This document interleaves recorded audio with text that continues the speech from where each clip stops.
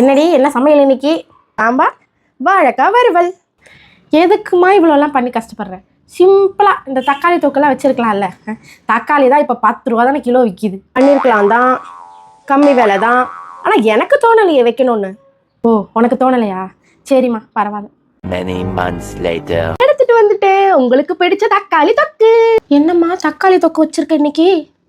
எங்க தக்காளி தொக்கான ஷாக் ஆகுறீங்க? அடி பாவி பாதகத்தி, 10 ரூபா விலை விற்கும் போதெல்லாம் தக்காளி தொக்கு வைக்கல, 100 ரூபா இன்னைக்கு கிலோ. இன்னைக்கு போய் வச்சிருக்காளே கிருத்துவம் பிடிச்சவ.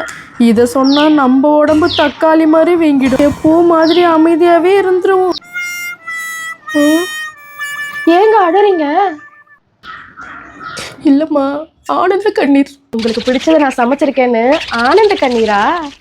Okay okay. ஜொமேட்டோலேருந்து ஆர்டர் பண்ணாலும் பண்ணுவேனே தவிர இனிமேல் உங்ககிட்ட டொமேட்டோ பற்றி கேட்கவே மாட்டேன்.